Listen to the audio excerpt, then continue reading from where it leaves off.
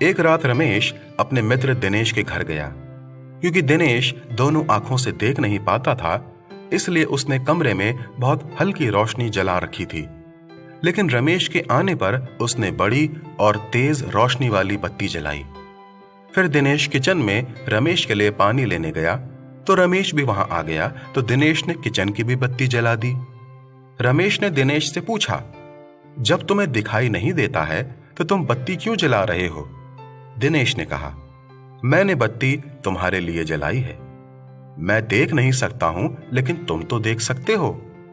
फिर दिनेश कहता है, मैं तुमसे एक बात पूछता हूं, जब तुम्हें रोशनी की आवश्यकता नहीं थी और औरों को थी, तुमने कितनी बार रोशनी को बुझाया है?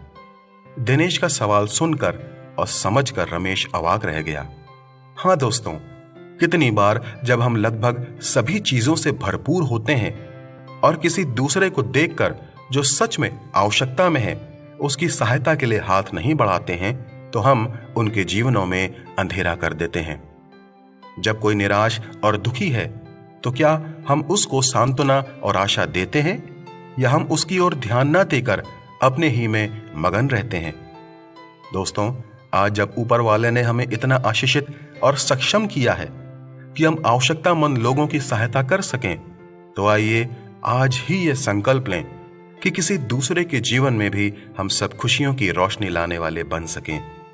बाइबल में लिखा है, तुम्हारा उजियाला मनुष्यों के सामने ऐसा चमके कि वे तुम्हारे भले कामों को देखकर तुम्हारे पिता की जो स्वर्ग में है बड़ाई करें।